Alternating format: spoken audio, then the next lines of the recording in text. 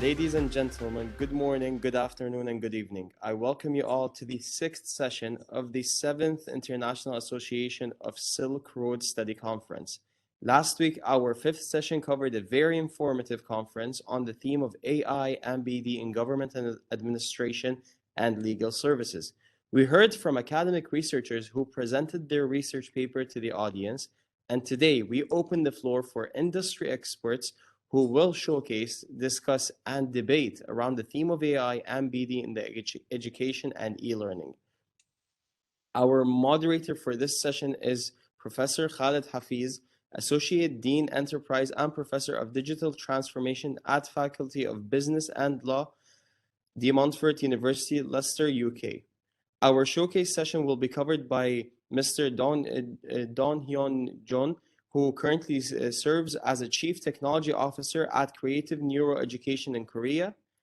Our panel's discussion will be amongst the following experts: Professor Shiv Tripathi, Vice Chancellor at Emea University, India; Mr. Imran Aziz, EMEA Industry Strategy and Transformation Director at Oracle Dubai; Dr. Khalil Al-Saadi, Director at National Center of Educational Resources in Oman.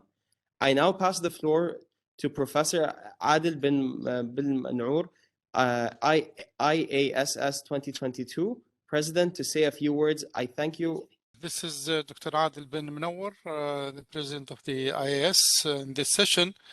I would like to thank you all for attending and for honoring us with your presence. Definitely, I trust that this session will be a remarkable one, given the high status of the presenters and for the panelists and discussants. I trust that Dr. Khalid Hafiz will do a great job in moderating this session, and I look forward to see a really successful session. I would like to thank the showcase session persons, Mr. Donghyun Jung and Mr. Ho In Kang from Creative Neuroeducation Korea to have accepted to showcase basically their innovation in terms of the use of AI and BD in education and e-learning. And I really trust that we will have a really good informative session for everybody. Thank you very much for attending, and I pass basically the floor to Professor Khalid Hafiz for moderating the session and for wishing you all basically a good time and informative basically moments. Thank you very much all. Actually, last time I introduced this PowerPoint to all of you, but at the moment some technical issues and I don't have enough network. So right now I want to introduce you this PPT once again and add some additional our development. Last time I introduced you very shortly, and LMS has been composed with hardware, servers, and software and contents. Based on our experience, the hardware would be well accessed by students and professors and all members of software. And it should be stable during on the service and secured against any hacking activities or hardware errors. I think this Silk Road LMS maybe satisfy all of us. And right now, most of our experience has been in Korea and regulated by Korean education government. So by the Korean regulation, all education service providers have independent hardwares, not on cloud. But it's not difficult to move independent hardware server to cloud service. So if we need, we can move that very easily. And the software enables us to provide all kind of lectures, like and to all members, students, or and the professors and managers. So Silk Road software, LMS software, maybe satisfy all users and all kind of services. That's all are ready.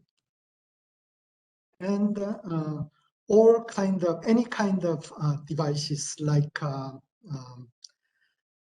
mobile phone or desktop computers, or sometimes, very sometimes,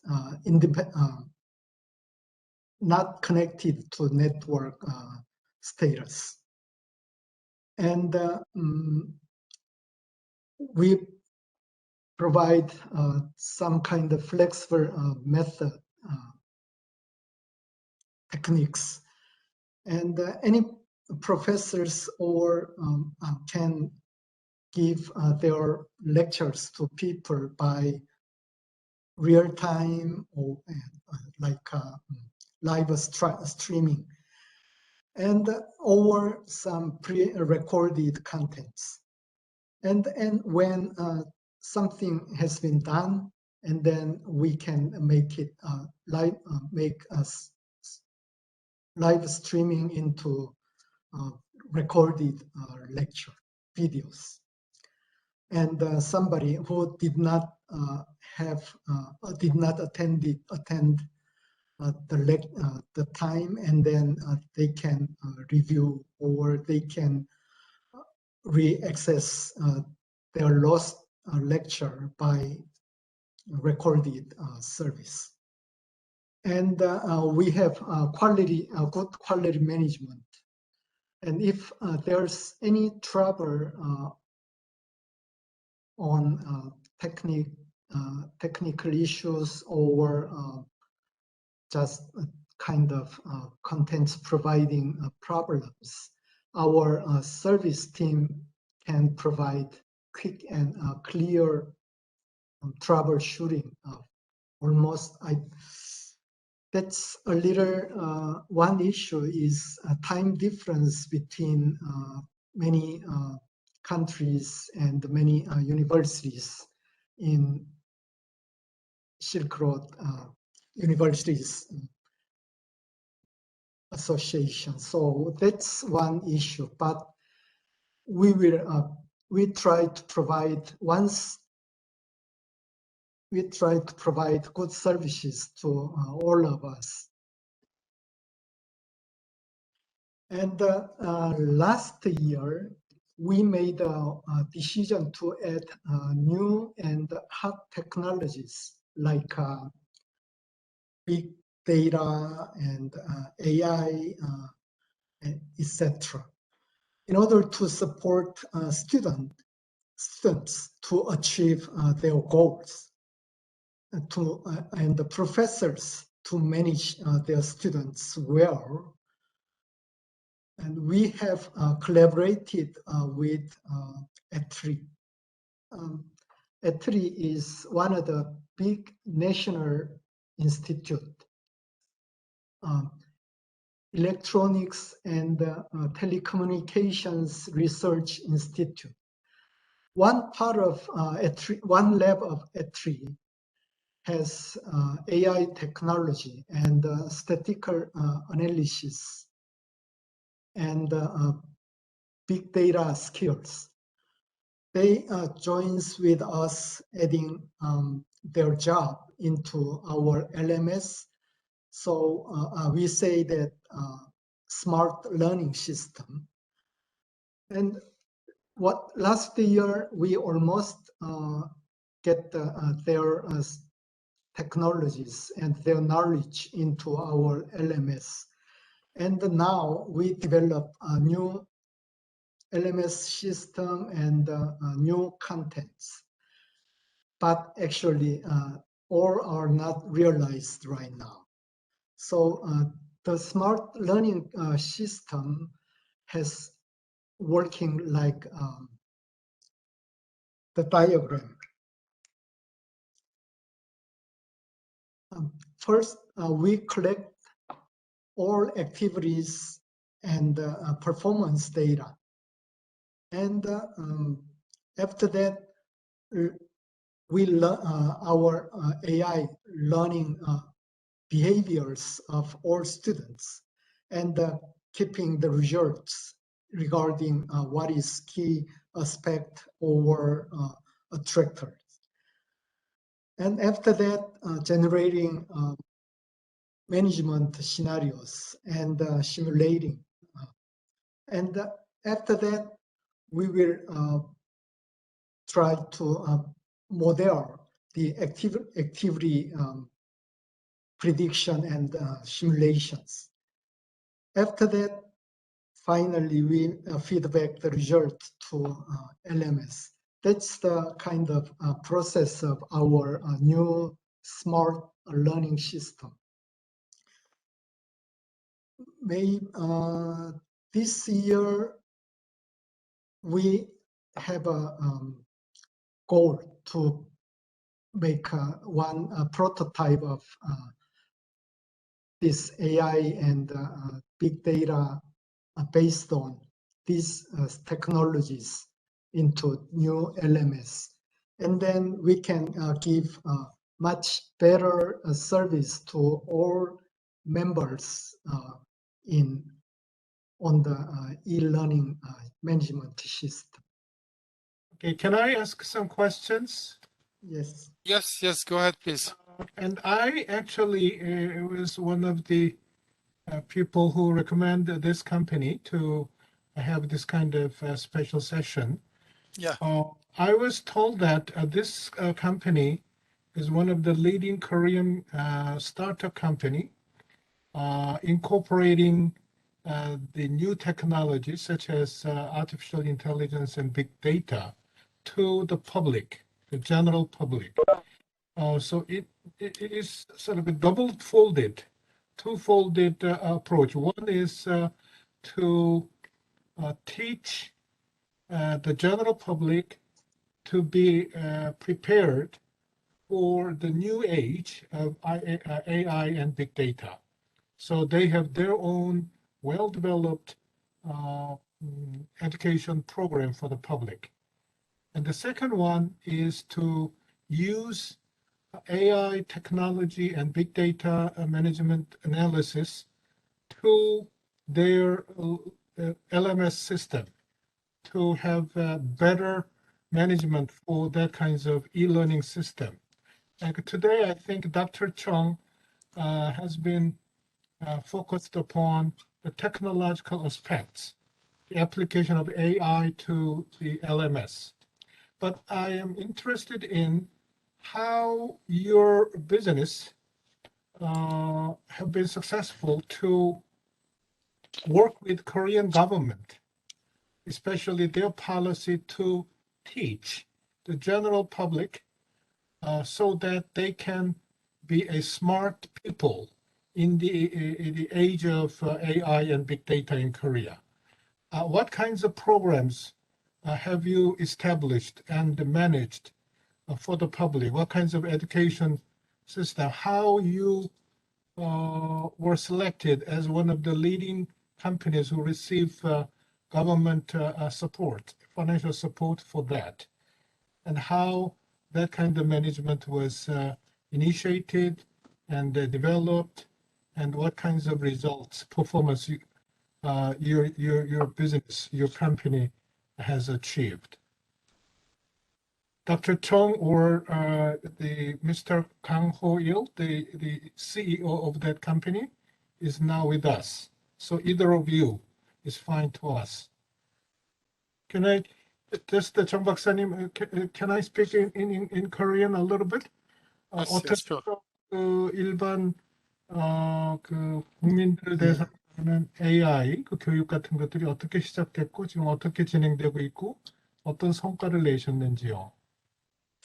So far, we didn't start AI system. We didn't start to develop full smart learning system. Actually, we received, I have my experience regarding AI has been almost 20 or 30 years. But actually, 2 years ago, when AlphaGo appeared in the world, that after that, many kind of new ways approach to artificial intelligence has been tried. But you know, we need to remember AlphaGo is very good system, artificial intelligence for resolving some kind of game, which has kind of rules, some mathematical or structural rules. Except that kind of investment or kind of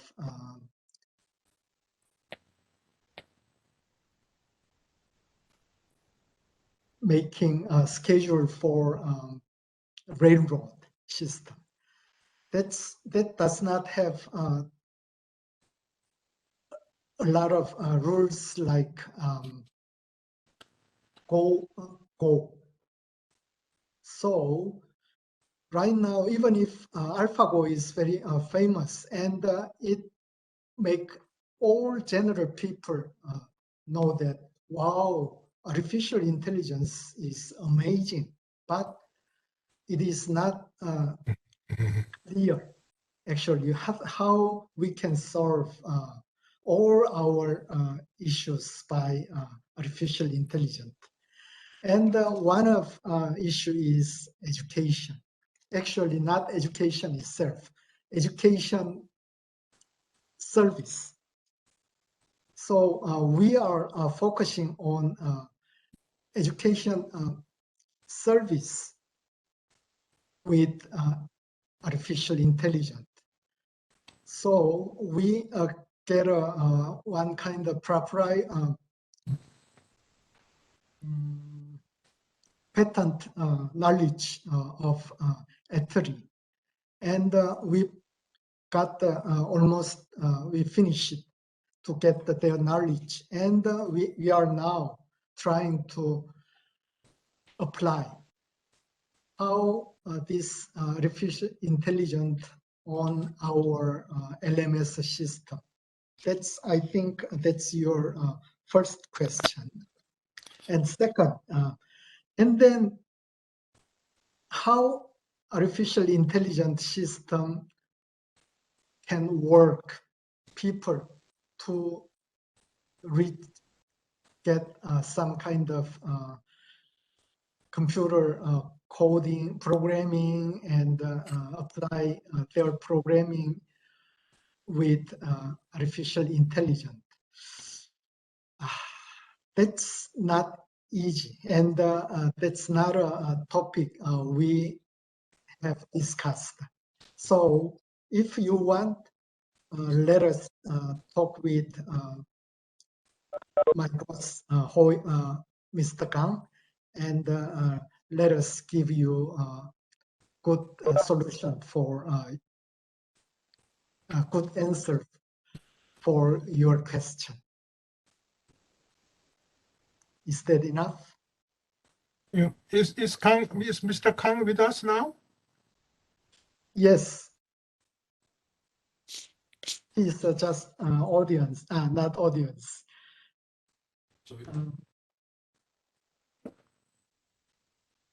He can participate, no problem. He can give us his feedback on this question. Yeah. And we are now approaching right now what kind of AI based on genetic algorithm and neural network programming. So even if I think it's very effective to find out what are key factors and attractors in some database or some problem space. But one of the big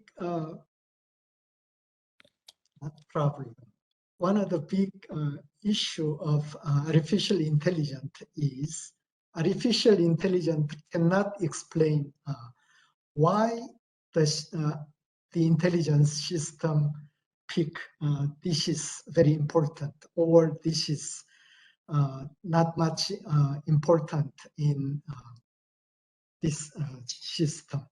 So that's a big issue. So we will apply one kind of decision tree statistical method and association rule and try to explain why the artificial intelligence select this is important and that this is not important. That's the good method to provide how artificial intelligence approach to their result, their decision, and the decision is what is the structure of the decision. So that's our key, our idea regarding the combining artificial intelligence with LMS. So not easy explanation, I think. Thank you very much, Mr. Dong. Any other question from the audience?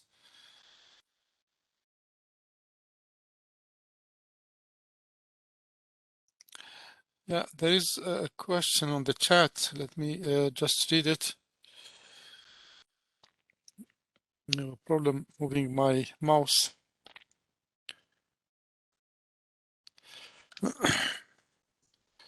Using more than one screen. Okay.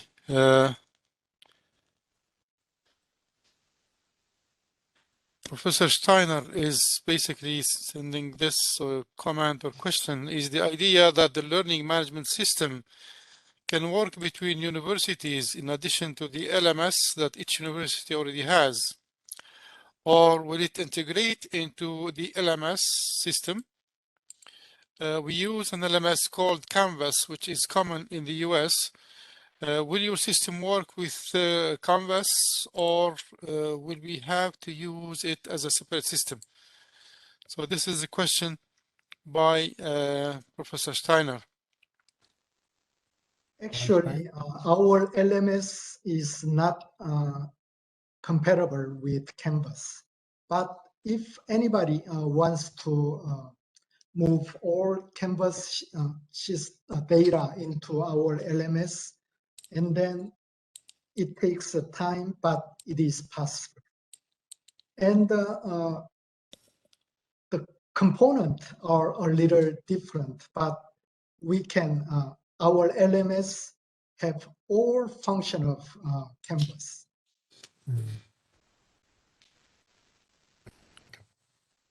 Professor Steiner, do you like to send any more comments?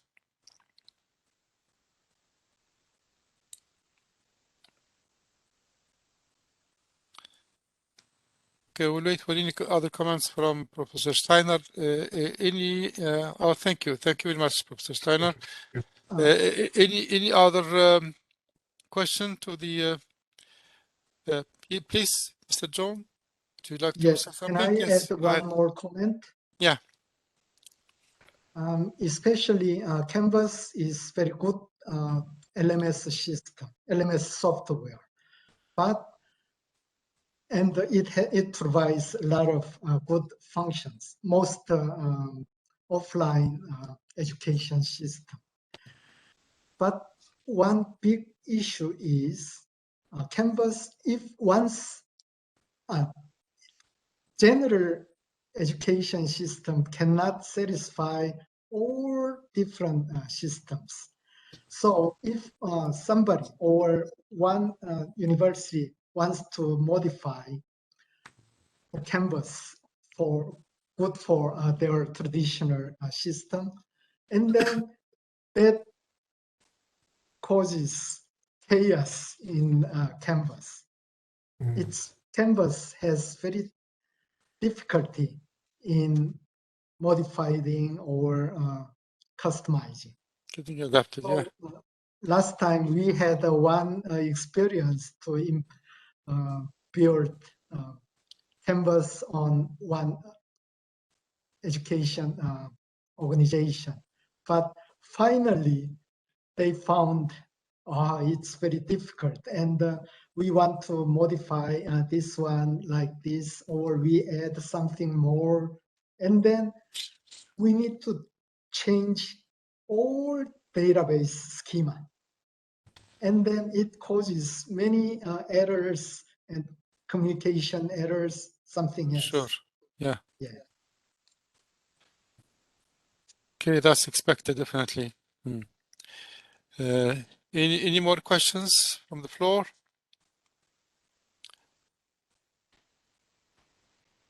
I think with this we are, reaching to the end of the showcase session. I would like to thank, personally, Mr.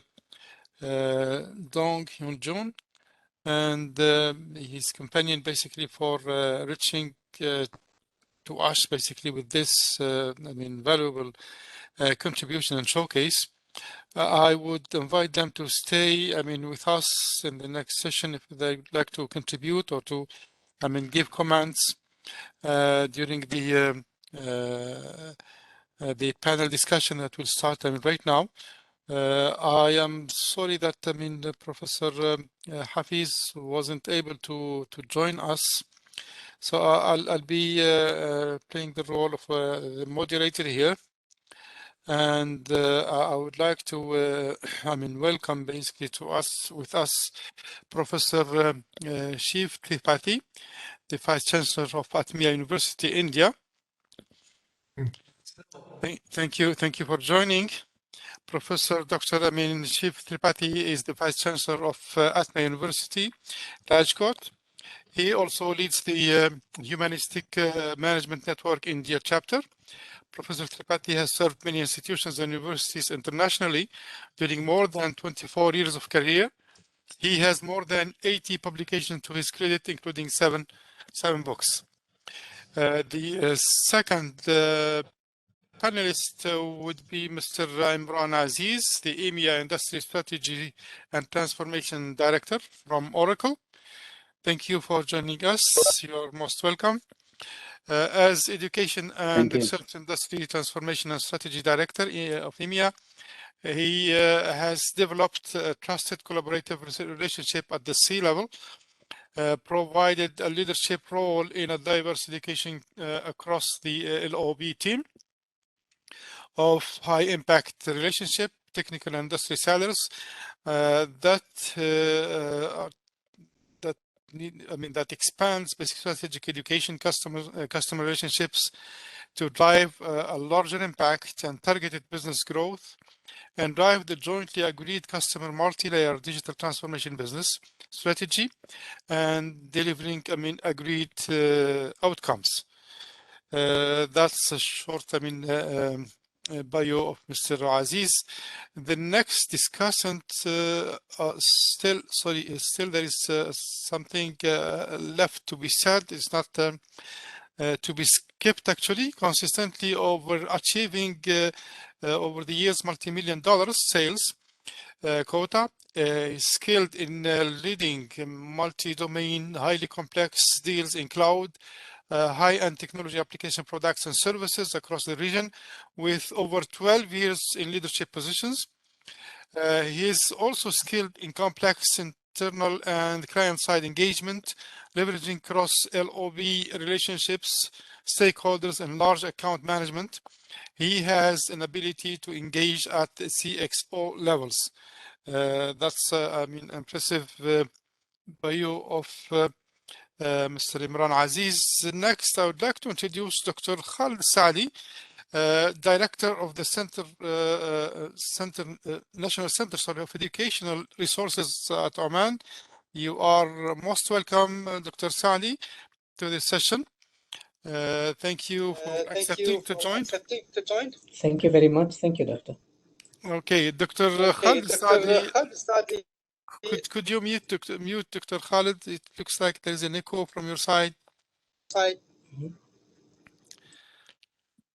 Dr. Khalid Saadi is an assistant professor at the College of Education, Department of Instructional and Learning Technologies. He completed his bachelor studies at Sultan Qaboos University, English language teaching. Master's degree at the University of Manchester, UK, Educational Technology and TESOL, and the PhD at the University of Queensland, Australia, Technology Integration and Professional Development. He previously worked as a director of the Center for Educational Technologies at Sultan Qaboos University, Oman, where he contributed to the development of the e-learning system at the university and is currently the project manager of the Oman National Center for Open Education Resources. So we look forward to the contribution of the panelists and the discussants specific to this session. And I would like to invite, Professor Tripathi to start, the show by, giving his thoughts and opinions about the use of AI and BD in education and learning. Please go ahead, Professor Tripathi. The floor is yours. Thank you very much, Dr. Adil, and it's really a matter of great pleasure to be here, and pleasure, indeed an honor to participate in this. Thank you so much for the invitation, and definitely the topic is very, very close to what is happening in and around in the institutions across the globe. So I would like to reflect in a couple of minutes or so based on what I have experienced in terms of adaptation of artificial intelligence, particularly in Indian context as well as in other contexts wherever I have been involved in. Looking into the higher education value chain, there have been many opportunities in terms of improving the process efficiency, in terms of creating the better impact. For example, when it comes to examination and assessment system, and we have seen that during the time of pandemic, some of the many good innovations have come up, and which are integrating AI and big data in analyzing the student performance. I would not be going to the specific areas for now, but there are 2-3 things. I think that my previous speaker, he mentioned also in the showcase presentation. We need to have research, extensive research, and that's what I call Edtech Research. So far in the last century, when we developed our academic systems and when we formulated the policies or regulations or the operating procedures, it was evidence-based, based on how we conducted the research in the different contexts, about learning behavior, about outcomes, about how it should happen, and that was focusing on. But there is very, very dearth of research. If I see today, the research is minimal when it comes to how human machine interface with AI and what would be the learner's response, what would be the educator's response, how it will contribute to the system. And this is the area what I feel that when we are going, technology is perfect. There are experts and they are developing, they are working hard, but to make it more relevant, what I feel today the need is to deploy more and more resources on edtech research. Because when I say adaptation of AI in India, that is different from adaptation of AI in Africa, or that is different from adaptation of AI into Western world. So there may be some very, very resource-rich institutions where resource is not an issue, but capacity building may be problem. There may be some institutions like where capacity building could be quicker, but resources could be challenged. Financial resources and how we deploy the technology. So what I mean to say that where there is no doubt about the benefits, we can improve the efficiency, we can enhance the impact by using the embedded systems which integrate AI and big data. But the question is how well we are going to undertake the research, and that is edtech research, and based on that we create the policy which are evidence-based, and in phases we move forward. So these are my initial reflections, Dr. Adil, and then we will, as the panelists reflect on, we will continue to do. Thank you. Thank you, Professor Tripathi, for this inspiring words. I would like to invite Dr. Khalid Saadi now to give us his input about, his view of the use of the AI in BD education. طيب السلام عليكم ورحمة الله وبركاته. Am I clear in voice? Yes. Definitely, artificial intelligence, with no doubt, is making a big change in education and giving also a lot of opportunities for the teachers to cater for personalized education. To design their teaching in a way that actually allows for building personalized type of study for each learner. It also needs to take into the account the digital lesson, the information, the visualization, all what is actually these machines or these types of programs are helping students to improve their learning and helping the teachers actually to improve their teaching. But I would say actually, one of the important things is, as the previous speaker talked about, how we employ research, because research is really very important to see how we can actually make connection between all these types of technologies and how we can recruit them into education in a more beneficial way. One of the issues I always actually have seen and encounter, not only in Oman, even when I was in different places, where actually the teachers, there is lack of awareness of how the artificial intelligence could actually enhance the experiences of students learning, as well as also help the teachers be more productive and be more dynamic in the way they teach, in a way that they actually use the technology to take the burden of the teaching from their shoulders. So one way of employing this is actually that they need to recruit this artificial intelligence to add a value for learning. And that is by showing how valuable what you are teaching in terms of these technologies, which are thought of innovations of artificial intelligence, which may make learning better, is they don't know how to show the connection actually between what is relevant to the students now, where they are learning as while they are learning at the university or the program, and how that is actually connected to the future careers. So using research of how we can actually bring and reduce the gap between community and education is really very important. There are lots of technologies that many universities actually spend a lot of money on them, but it's the theory and the practice is not going together. So this is what we as researchers, we as educators, we need to look at this, of how we raise the awareness of how we get it into effective integration of the use of these innovative technologies, and how we recruit them for improving what we are teaching and improving our students' learning. Because when students understand and they see the value of what they're learning, that would actually empower them to learn best and empower them to understand what extra efforts they need to put together and actually in order to improve their learning. One way, for example, of how I employed it in one of my courses this semester is, there is one course is actually talking about artificial intelligence and how we disseminate innovations using the artificial intelligence for the market.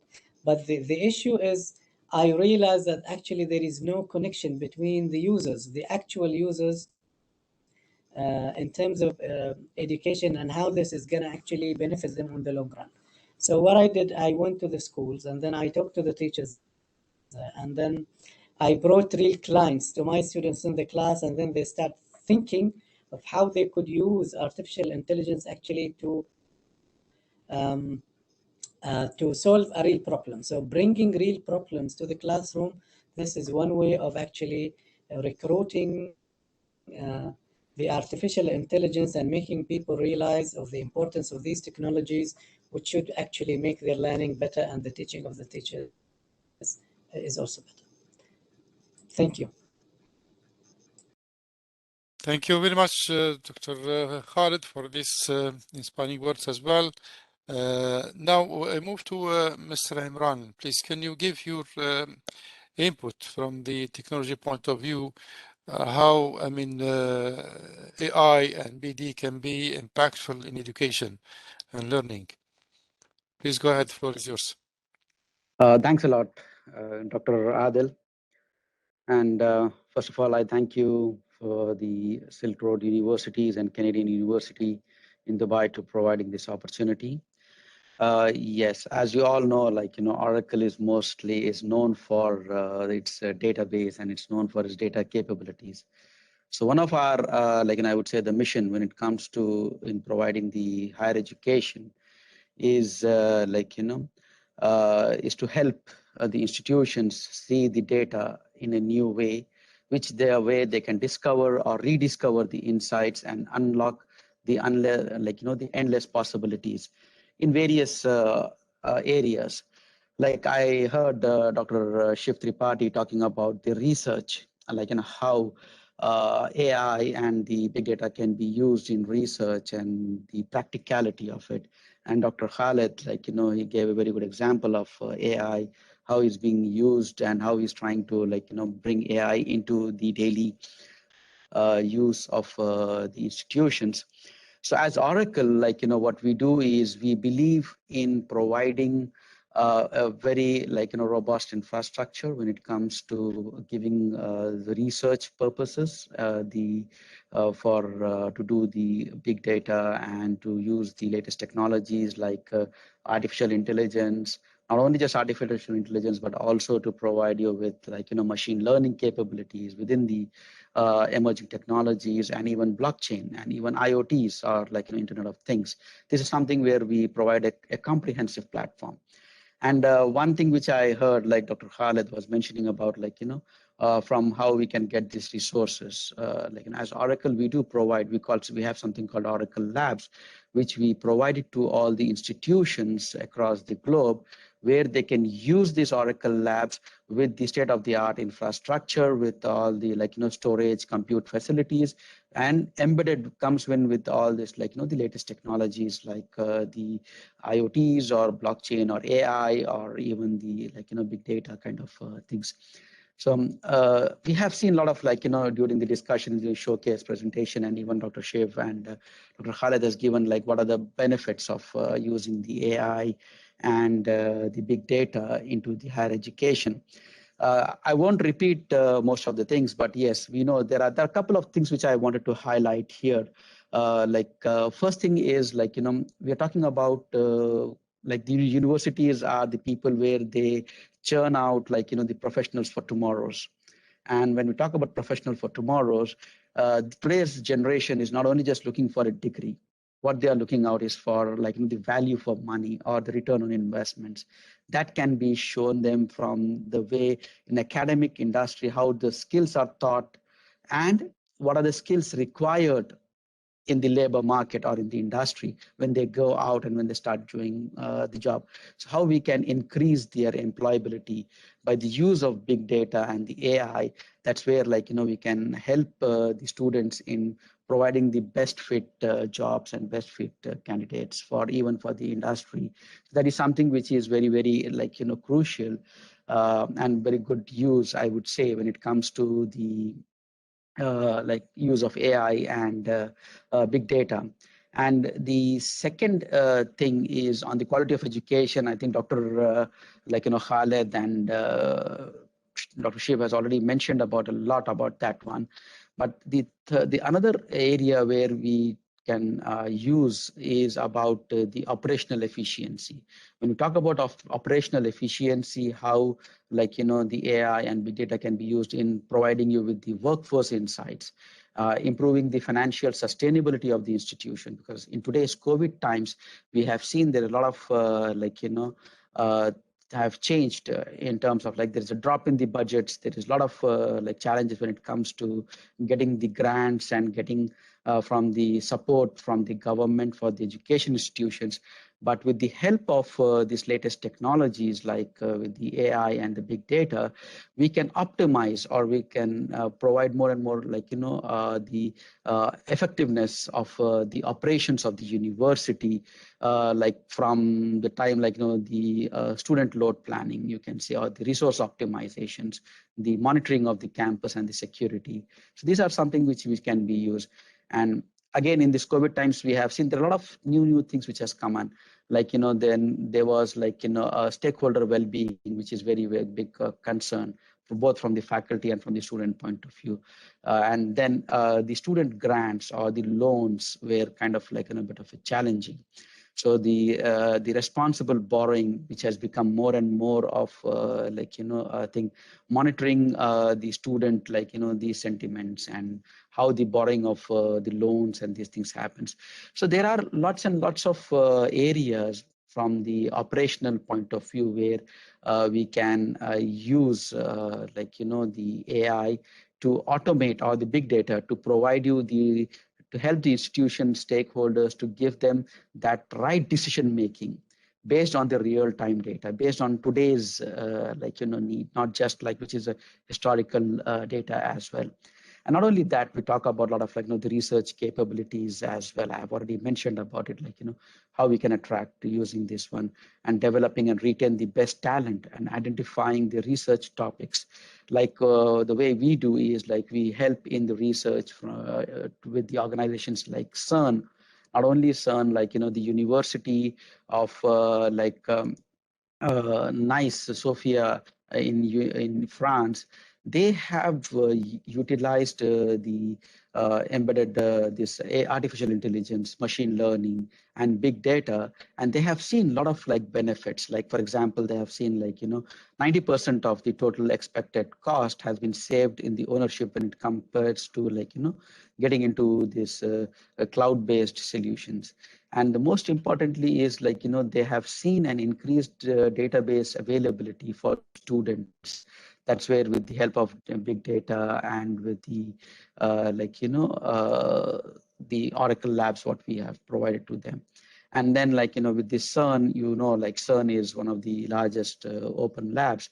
That's where we help them in providing or doing the research aspects when it comes to using same like with the AI, with the big data, with the machine learning and IoT. IoT is very important there because there are different components which works in tandem.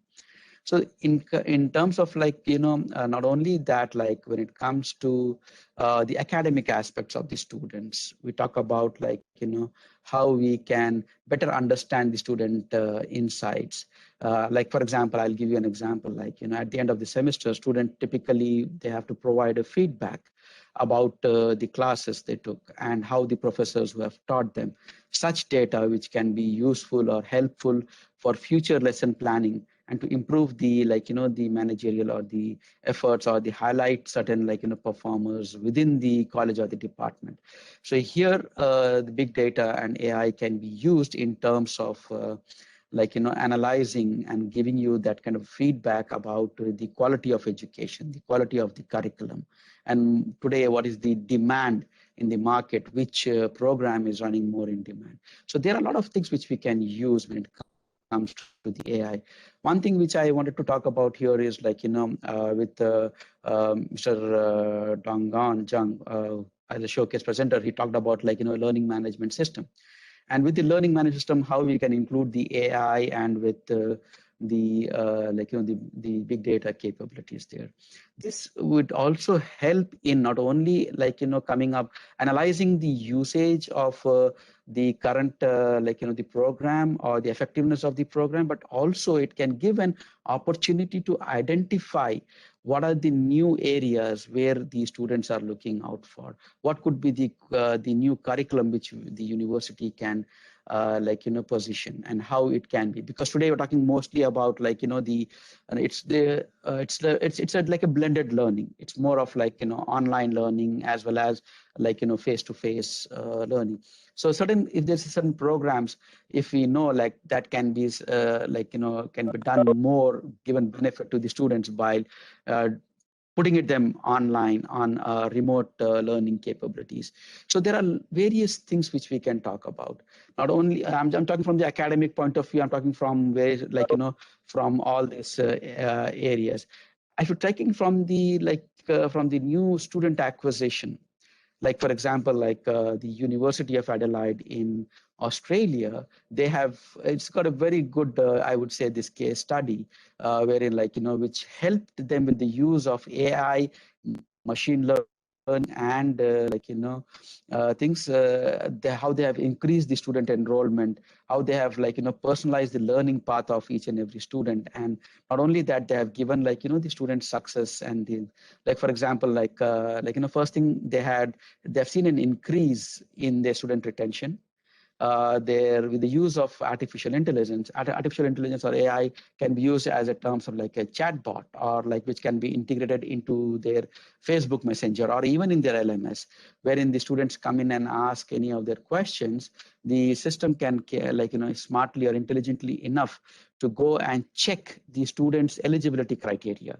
And even the student can go and check what is the student load, whether the student can enroll or register for this program in coming semester or not, based on their load, based on what is this. So there are a lot of areas. So this is where they have seen a very good things, and especially during the admission time, they have seen almost 98% reduction in the calls from the new students to check their eligibility, whether they're eligible for the to apply for this particular program or not, with the help of this AI, with the help of this chatbot, because the chatbot can ask you very natural questions, and based on the university procedures and policies, it can give the answer whether you're eligible or not.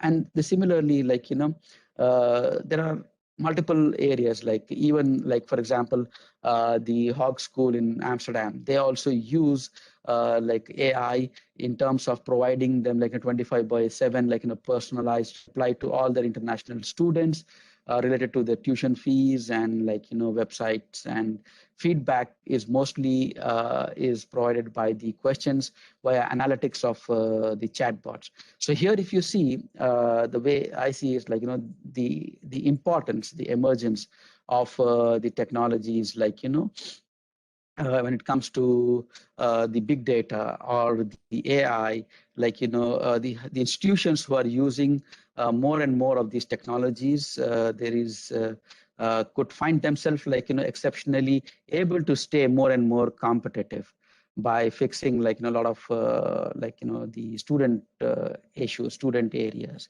and addressing most of the pressing needs and uncovering something like, the hidden insights, which is based on the current data, which provides you with the real-time data insights.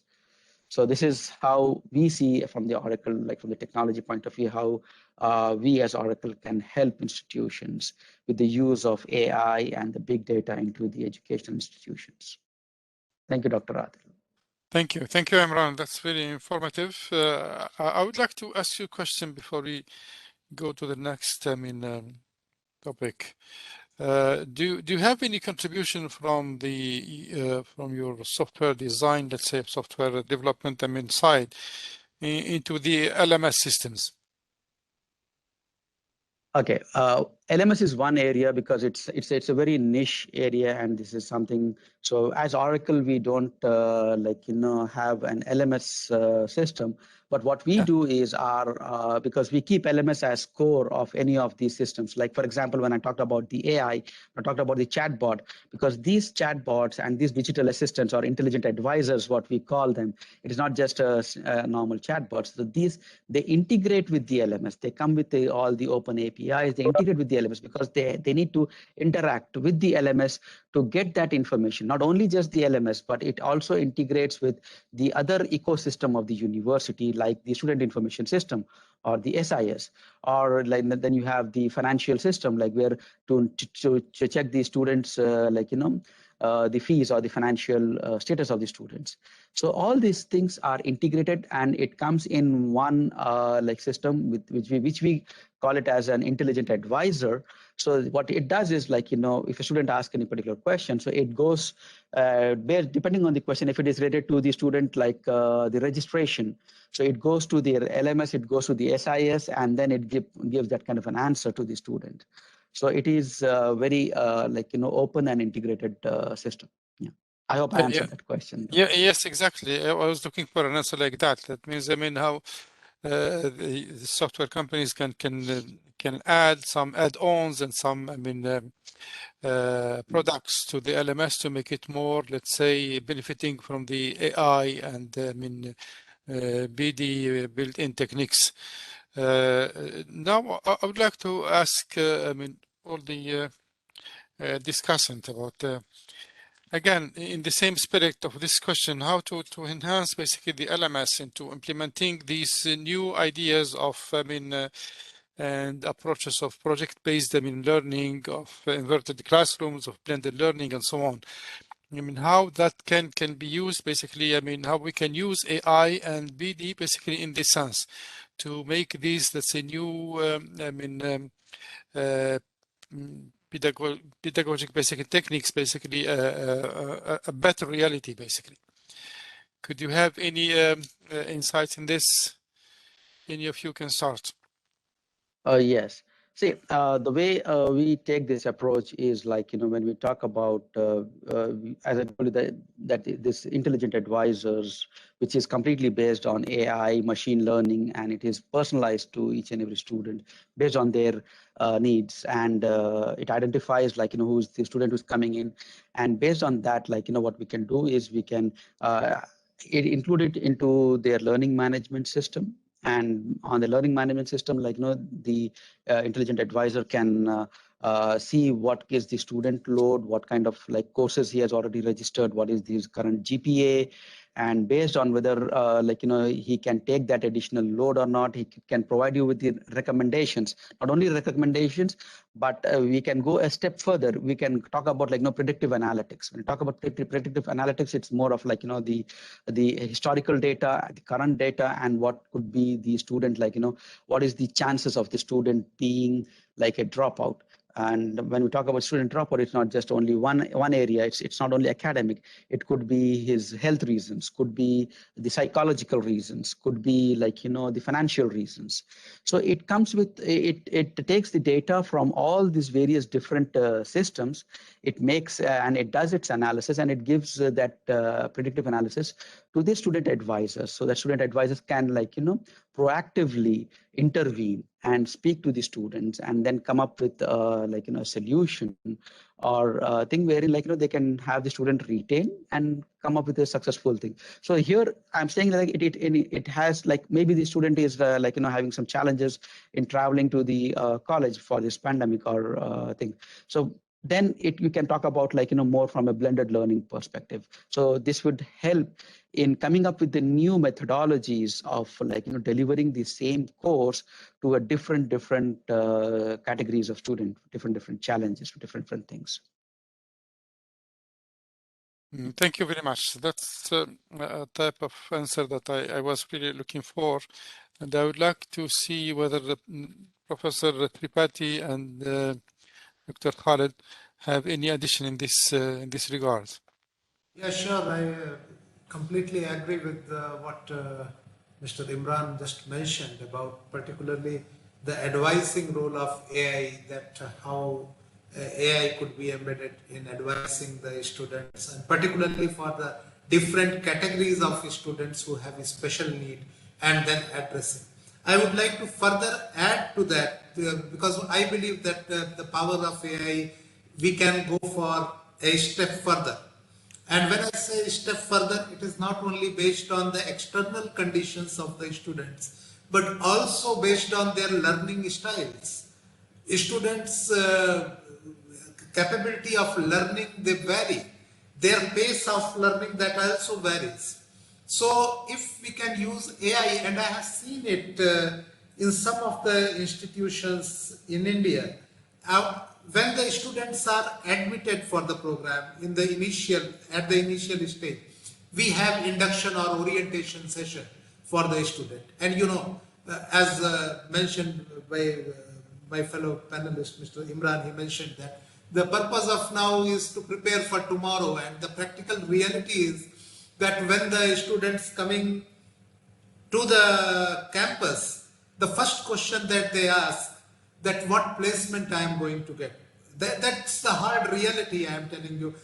Although we debate on the philosophy of education and purpose of education, but the fact is that they are very much looking towards what they are going to get at the end of the day, and it's simple ROI equation, that what I am going to invest in terms of time and what I am going to get in return. In majority of the cases, I am not generalizing. There are those who pursue the education for the sake of education, but majority are coming for the employment. So when it comes to, when we are going into that scenario, and when we also know that the future that we think what the future will be tomorrow will not be the future tomorrow when we reach there.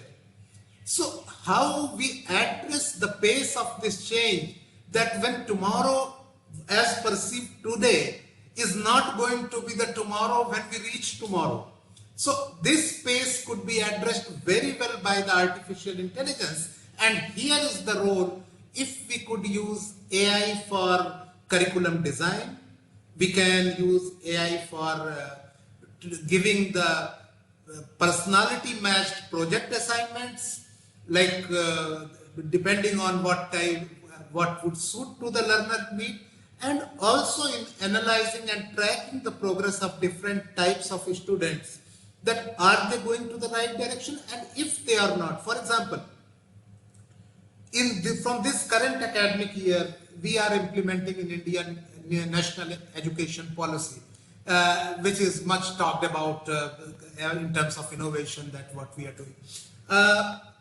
And we are bringing a very flexible undergraduate program system where a student can select any course irrespective of the discipline, and if they do not follow any protocol of selecting the courses, they can be awarded undergraduate in liberal education. So, this is, I am citing this example because when we are changing or transforming our systems from conventional semester-based or annual or that thinking to highly skill or competence-oriented, outcome-oriented, which will directly match the industry need. Then we have to innovate with the technology and we have to bring it. I think that these are the areas. But again, coming back to the same point as what I mentioned earlier, it requires more research to be ethical and to be more effect-oriented. So this is my take on this. Thank you so much. Thank you very much. I really agree, and the research should also be objective, as objective as possible. Dr. Khalid, Yes. you have any Yes. contribution? Please go ahead. I mean, I agree with all these beautiful ideas, and I really hope we will get into a stage where we can develop lots of systems which take into the account the capabilities of the artificial intelligence actually to replicate this and to guide the students during their study at the universities, if we take it from a university perspective. There are lots of other rooms, maybe it could be used for, universities like ours as well. They spend a lot of money on students in their foundation year. So maybe if this artificial intelligence is recruited more positively also on how they can help the students of gaining this knowledge, even based on self-access type of learning. So how we can use the capabilities of artificial intelligence of actually giving lots of these courses where the students learn by themselves. There are also types of advices. Many students, for example, they complain they don't get the right advice from their supervisors, or sometimes also for those who are doing MA studies, they need some guidance, and maybe some of the academic are overwhelmed because they are having a lot of also other responsibilities. So developing such programs like this would make it easy for the students to get the consultations they are looking for, and at the same time is also helping the teachers to take some of their roles to give direction to the students. Well, like in all of this, actually, it brings us back again to I see it as the intersection of three very important things, and these actually could be maybe positioned into the importance of also the policy. Those are making the policies. They need to put into this into account of how they utilize technology effectively, actually, to achieve all these beautiful ideas. So they need to have policies. They need to have allocated budget. They need to cater for the training, for raising the awareness, where the teachers also think, and the students, and especially those who are specialized in doing or using technology for making projects, of how they recruit these projects actually to achieve these goals. And all of this to be guided by the research. So it's not only the policies, it's the research. So we employ the research using the scholarship of teaching and learning. When the teachers realize its importance of how they can actually use it for developing their own teaching, developing the mechanism of their administrative work that they're doing within their colleges, and all of this with the support of the industry, because one of the issues, the industry is not also supporting education as it should be from my point of view. They only support education from the money-wise. So again, we need to use the research to make collaboration between the universities as academic entities with the industry. So if they fund universities by providing them the funds and asking them, for example, to invest into this artificial intelligence. So there would be programs that the teachers and the students they need to think of, reflecting on their teaching, and all these ideas we talked about, how we, for example, use some of the tools for giving advice, how we can improve teaching in a better way, how we can, for example, do grading and teaching, and part of that complex teaching process actually using the artificial intelligence. So the policies the industry and the research, if they really come together, well planned, I think they will achieve more and beyond what we are actually even talking about now. Thank you. Thank you very much, Dr. Khalid, again for these nice ideas. Now, Mr. Imran, you might feel, attacked by the last statement of Dr. Khalid, which is, I think I support the idea that, the corporate world, they have to really, let's say, give a helping hand to the academics, specifically in this area, to try to improve basically the task of, of teaching and learning basically, and by helping into, investing in supporting research. That would be, can be a kind of a double-sided, interest for both sides, basically. Something that can be, investigated, both between the academia and the industry, and then later on the industry that they have the right to exploit it, basically later on for, money making. I don't know. This is just an idea that came out of the contribution of Dr. Khalid. Do you have something to say, Mr. Imran? I think you. Yeah. Yeah, please. Yeah, thanks a lot. Yes, thanks a lot, Dr. Adil and Dr. Khalid. Yes, Dr. Khalid has made a very valid point. Like, when it comes to the industry collaborations, as I told you, I'm from the academic side and I'm from the industry as well. And I am a very strong, I would say, advocate of having partnerships with academic and with the industry. And the way, I'm with Oracle for almost 11 plus years now. And I have seen in Oracle, we do have something, we call it Oracle Academy, and we have Oracle for Labs, Oracle for Research, wherein we provide kind of free services to all the academic institutions who would like to get into these programs. And by the way, any institutions you can join this program. It's not necessary that you have to be an Oracle customer or non-Oracle customer. Any institutions, they can join with us. For example, Oracle Academy. The purpose of Oracle Academy is to provide the students those capabilities or the trainings which are required by the industry and the gap which they have it from the academic. So to fulfill that gap, we have something called Oracle Academy, where we provide those industry requirements and the trainings to all the students. Rather, what we do is we provide those content, we provide even the complete platform to the universities, and even the curriculum, which is very future ready curriculum, which is based on the industry needs. So those curriculums can be embedded, can be taken by the institution or by the universities, and they can embed in your own curriculum of IT or in your own curriculum of computer science and give it to or impart it to the students. That's the first thing. And not only that, we also provide you with the kind of platform wherein the students and the faculty can learn. And one of the things which is which we provide, we take them is up to the artificial intelligence. It comes with the Oracle Academy.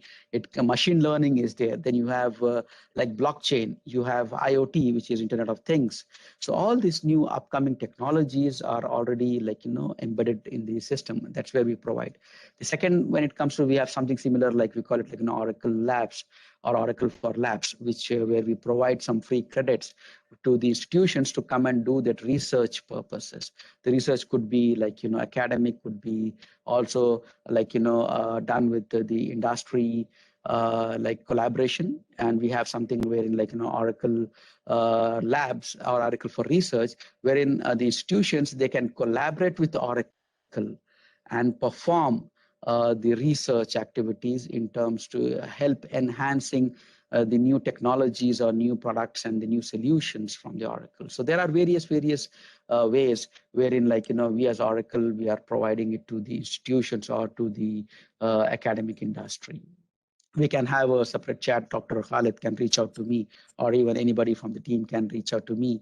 I can provide you with the details how to join these programs. And by the way, all these programs are free of cost. You don't have to buy or be an Oracle customer. It's open for everyone.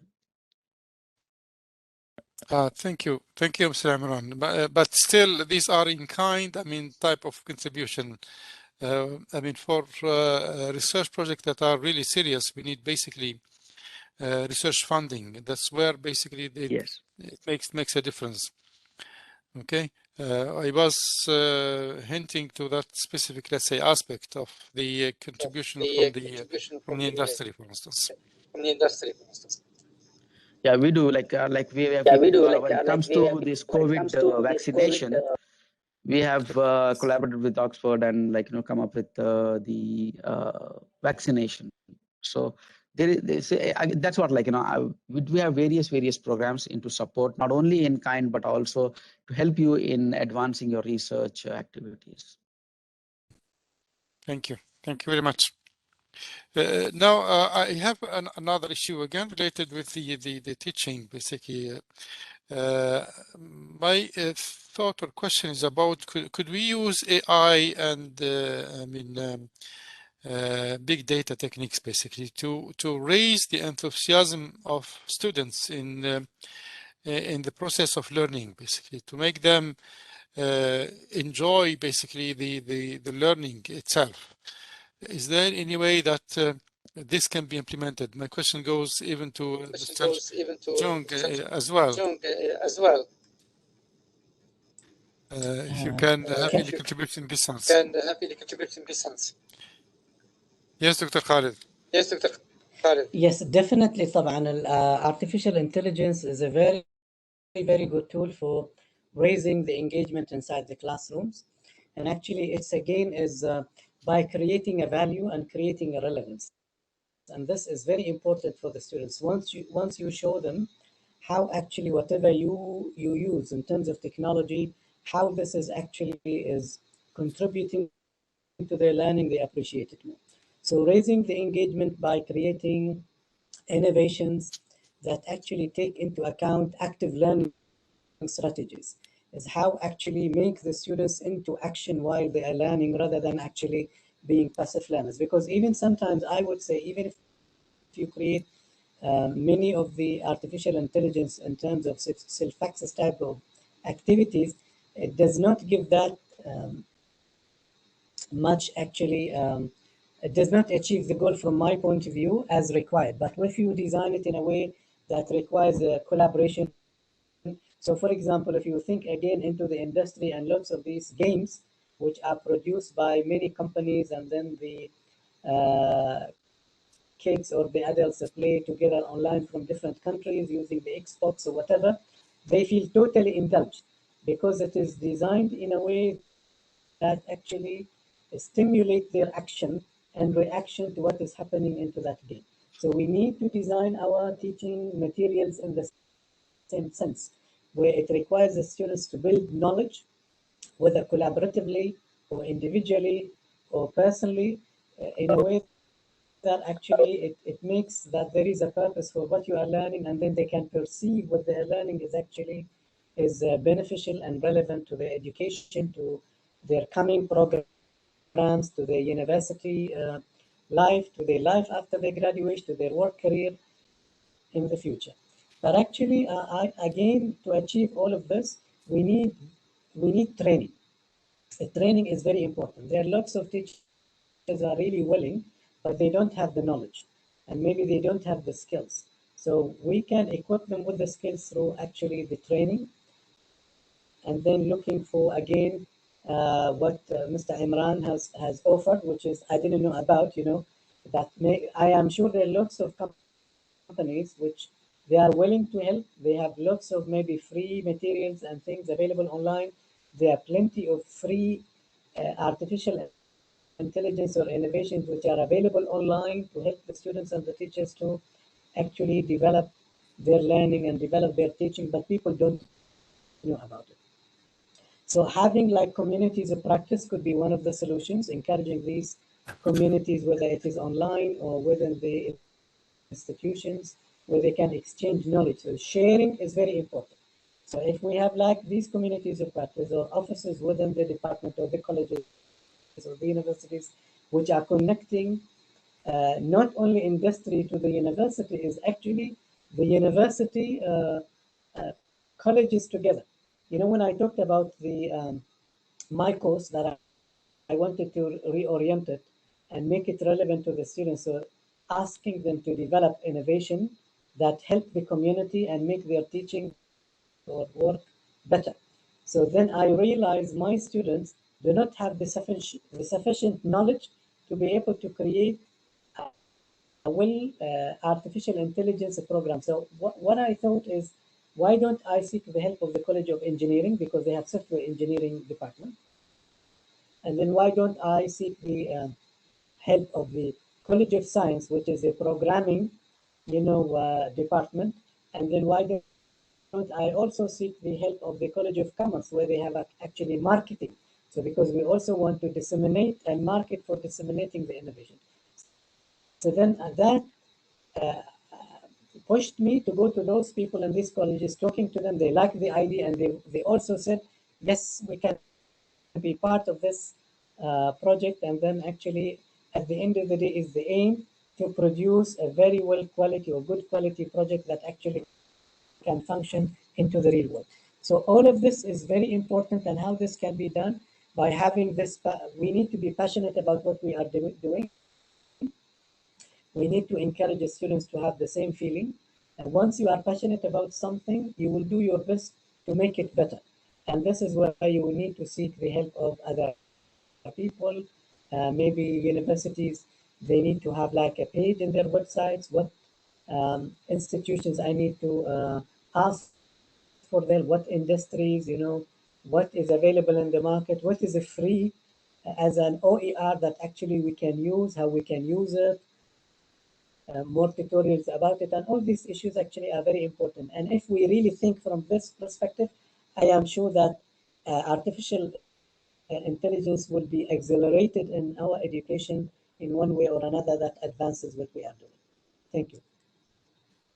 Thank you very much, Dr. Khalid. Professor Tripathi, do you have any contribution in this? Just to agree with what Professor Khalid just mentioned, that capacity building and training is very, very important, and research aligned to that. But one thing I would like to just reflect on, that when I look at the trend of why industries support the research in the campuses and why they don't support the research in the campuses. When I try to look at this issue, you see, when it comes to the decision making in industry, as I understand, and I may be wrong, they'll try to look at direct value of what it is going to contribute towards. And if you look into most of the research intensive universities in many leading university like countries and universities, the sponsorship of the research comes for the funded project, which has some commercial value over a period of time. And from there they try to, it's not much of the fundamental research is being sponsored by these companies. If you see in pharmaceuticals, huge. It's in IT and computer sciences, it's huge, because they are sponsoring the application based research. I think the same applies in our context also. If we try to partner with the industries in terms of what value we can bring it to them, and it's not then about the debate between the developed and developing or emerging, it's about what commercial value can be added by the whatever research we produce. Sometimes I find, and in some disciplines, not all, that academic research is too much academic. And when it comes to industry negotiation, industry feels, no, I am not, if you can publish a paper in Scopus Q, and that's fine, but I am not here to support Scopus Q and publication. I am here to see that what value I am going to derive from this and how I am going to take it to the market. So if that linkages we can try to see, we can address, I think this is that can help a lot. This is my take on this, and thank you. Yeah, I agree totally, Professor Tripathi, and I think that the industry should focus on funding, applied research. So that's definitely, a win-win situation between the academia and the industry. So in that sense, it really makes sense to have collaboration basically between both parties in addressing issues that are of, emerging needs for the community in general, basically. Do you have any feedback, Mr. Imran? This or Mr. Jung as well, if you can have any contribution, you are most welcome.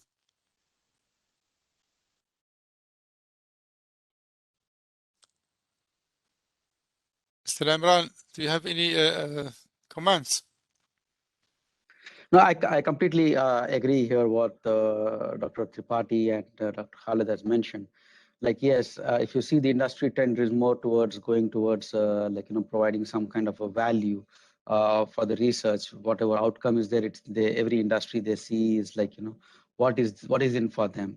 But at the same time, we have to just I think step up and talk about on an academic research aspect as well. But somehow the commercial world is a commercial world, and academic world is an academic world. So we need to find a kind of balancing act between both the commercial and the academic worlds. Yeah, that's true. Now we are almost done with timing, and usually we should have the floor open to the audience for questions. So if you have any questions from the audience, we can entertain them. Let me check from my side.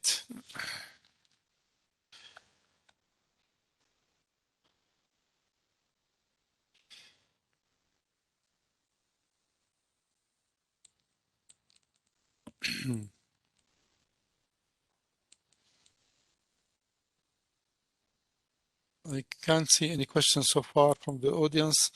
Now, to end this, maybe I could ask any of you if you have any closing thoughts about what we have discussed today. You can, go ahead and give your thoughts as closing remarks from each of you, if you can. Please, Professor Tripathi, you could start. Thank you so much for inviting, and it was wonderful discussion.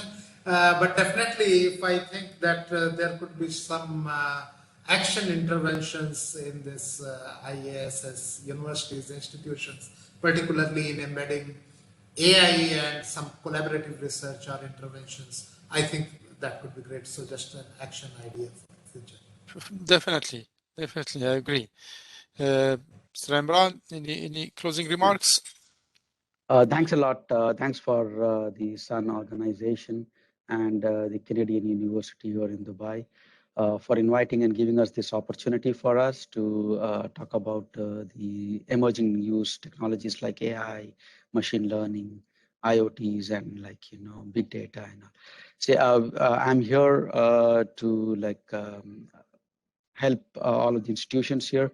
If any of the institution needs any of their assistance in terms of how, as Oracle, how we can help you in providing those information about AI or the trainings and the curriculums and all those things, I'm here. Please reach out to me, and I can connect you to the right persons within our organizations, depending on the geographies. I'm based in Dubai, so I manage Europe, Middle East, and Africa. But I see people are from the US and even from the India and the Pacific side as well. So just reach out to me. I'll connect you to the respective people out there so that you can see how Oracle can help you there. Thank you. Thank you. Thank you very much, Mr. Imran. We'll definitely do. Dr. Khalid, do you have any closing remarks?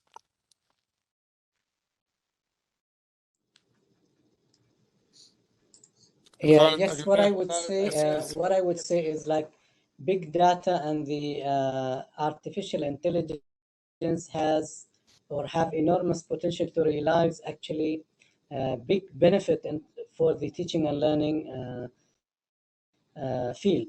So I would advocate actually the in-depth dialogue between actually the policymakers, the teachers of the university, which we call the researchers, and the industry. And I would say that this is actually for the benefit of the development of our nations and for the establishing good connection between actually all these three entities. So I hope, inshallah, we would have more of this. And I am really supporting that the development actually comes from that. Thank you. Thank you very much, Dr. Khaled, and I would like to take this opportunity to thank you all for this participation. I would like to thank, Mr. Jong and Mr. Kang for the nice showcase session, and my thanks are to all the discussants and panelists, basically for these nice and informative and inspiring thoughts that we had during the session. I would like to give the floor now to our MC for announcing the next session. Please go ahead, Mr. Abdullah. Yes, thank you, Dr. Adil. Much appreciated. And I also want to thank our respected speakers and the audience for their presence in today's informative session. As Dr. Adil said, I am pleased to announce that next week, on the 12th of April, we will hear from our academic experts presenting their research on the same topic that, as you all have been here, we have discussed today. So we look forward to welcoming you again next week, and thank you once again for your participation today.